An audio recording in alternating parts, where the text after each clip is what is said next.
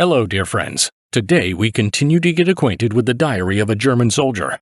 Remember to rate this video, and also leave your opinion in the comments. And here we go. January 22nd. Today, the first letter for the last 2 weeks has been sent. During this time, we have not received anything either. We go on reconnaissance. So, the days go by like this. We are waiting. Everything has calmed down in our area. January 25th. Today, the post left again. Things are running the same. The commander has been away for 2 days. He gave a speech to other units on conducting warfare in winter conditions, and last night, he returned to us. January 28th. Today is the Iron Cross Award ceremony again. Our commander goes around position after position and awards the honors. Lieutenant Neumann and Feldwebel are awarded the Iron Cross First Class each. In addition, 14 other soldiers are awarded the Iron Cross Second Class. In the evening, the alert was announced. The Russians again showed up in front of our position. At night, it is dark out there. Nothing unusual happens. February 6th. This evening, our leave-takers returned. Non-commissioned officer Fox, Stee, a driver from East Prussia, and Moeller. We had a good dinner at the commander's office to celebrate my gramophone. I had a good drink. The next day, everyone felt pretty sluggish. Fox has been assigned to commander of the command and control unit in my platoon. He wears the German cross. February 8th. The Russians fire hard at us. We lost a guard at the machine gun position. It was instant death. Things continue as they are. February 14th. The commander reported that I was promoted to officer candidate. Since February 10th, the commander has been at the regiment. The company is taken over by Lieutenant Neumann. I became interested in playing chess. I never expected it could be so entertaining. Now I've learned. We often go skiing when the Russians give us a break. Still, there are good sides of Russia, too. For example, you can learn to ski there. That is how the days pass. We go skiing and play chess. February 21st. We leave Lanaya. Our headquarters is there. We put all our belongings on a sledge. A combat guard from another company stays in place. At 2100, we march to the village of Bel, and from there, Budkavo, near the village of Molvatici. We march 35 kilometers. Arrival at the place is about 9 in the morning. We take positions on the front line in the woods, lying down in the snow. The frost is over 30 degrees. We have been in the cold for 36 hours under the open sky and without any hot food. February 23rd. My platoon is removed from its positions and dispatched to support the battalion. Right then, I was assigned to the task of conducting a combat reconnaissance. We approached the village at almost 30 meters. We were shelled very badly. We have some losses. Oberlieutenant Moeller was killed. Obergefreiter Koh, Obergefreiter Wied, Obergefreiter Fischer, Obergefreiter Sorn, Obergefreiter Fristen, Gefreiter Rieger, and Fusilier Heiss were wounded. We managed to break safely away from the enemy. After almost a 4-hour reconnaissance, we returned to the village. Lieutenant Neumann is expecting us. Fusilier Volter was killed during the night. February 26. Non-commissioned officer Fox is killed. A reconnaissance is in progress. The mission is completed. We captured 2 prisoners. We have losses. Non-commissioned officer Fox and Gefreiter Michael are killed. The Russians conduct a severe artillery fire. Our Junkers 88 bombers operate incredibly well. They flatten whole villages to the ground, and so on for as long as we've been here. February 28th. The Russians launch an attack with 2 battalions. After about 6 hours of combat, they fall back. We suffered much from the fire of their heavy artillery.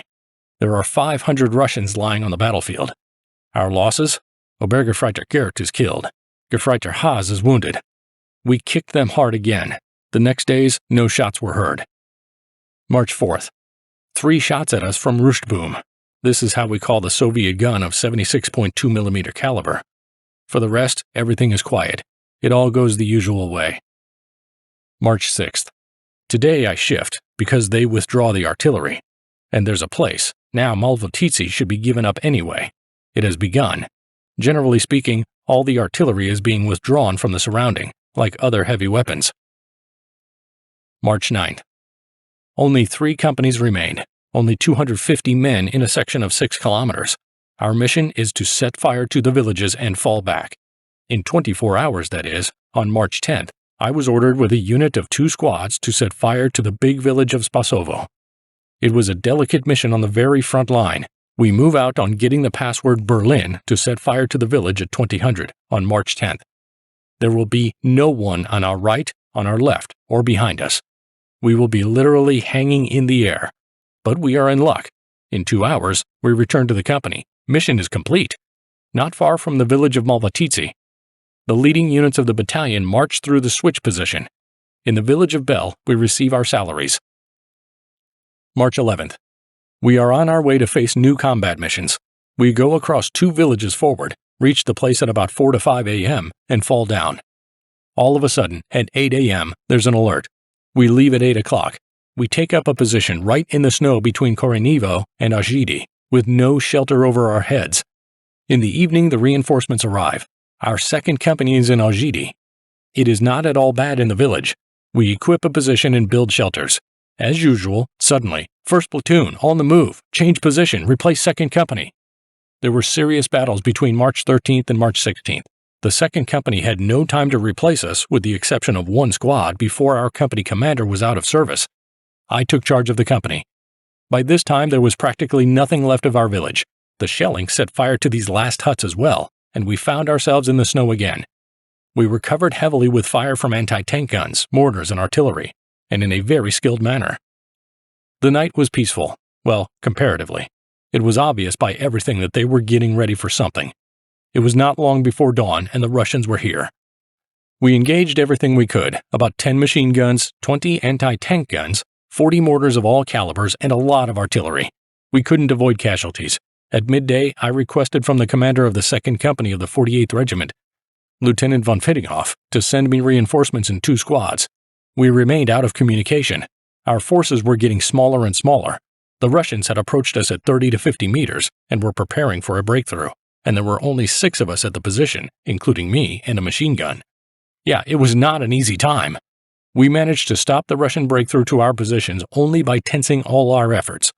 We survived and waited for reinforcements, which arrived in the evening.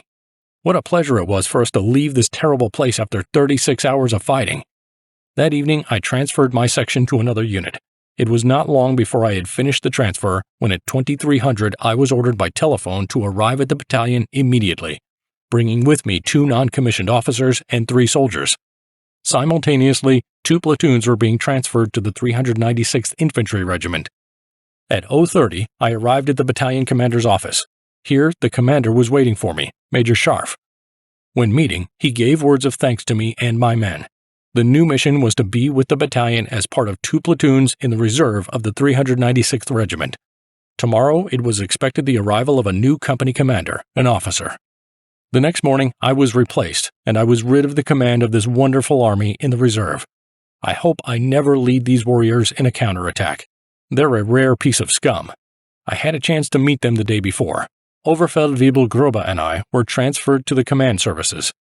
Grobe was appointed to command the forest encampment.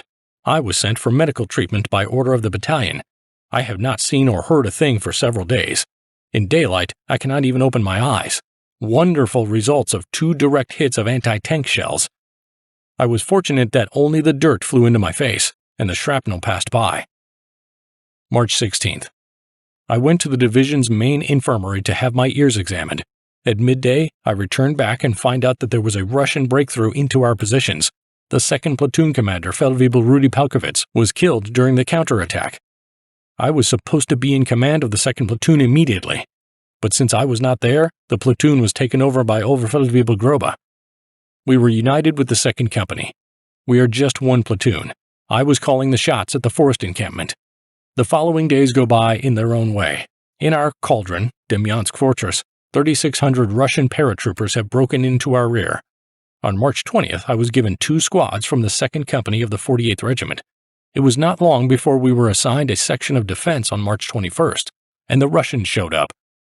This fight continued from Saturday evening until Sunday noon. Then, when things quieted down, we made an inventory. We got a lot of Russian trophies. After all, it was their special landing units.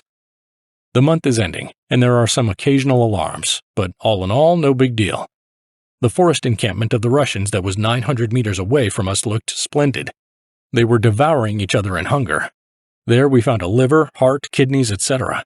I don't think it's possible, but it's true. We witnessed it firsthand. the fried meat remnants and corpses. The whole month of April runs quietly, with nothing going on. Easter doesn't differ from any other day. The Führer's birthday was celebrated simply as soldiers do. On April 24th, we got a report that Seydlitz had broken into our cauldron. We were very happy. In the next few days, the sections in the breakthrough area should be additionally fortified. As before, we are still being supplied with U-52s. We were listening to the Führer's speech. The month was quietly approaching its end. At 22:30, on April the 30th, the Russians began their attacks, which continued until the morning of May 1st. They received a considerable response and left a lot of corpses. We had no casualties. Throughout the month, I am in the forest encampment as commander. On May 28th, I arrive in the battalion. I am reassigned to the reserve. I settled down in the dugout of Feldwebel Grobe. Often, we play Doppelkopf. It is a German card game. There is nothing happening. June 2nd. I was ordered to take a flight to Derpt for an officer's chemical protection training. I head for our convoy the same day. That is all for now. If you enjoyed the video, please like it and support the channel with subscription. Bye everyone, see you again.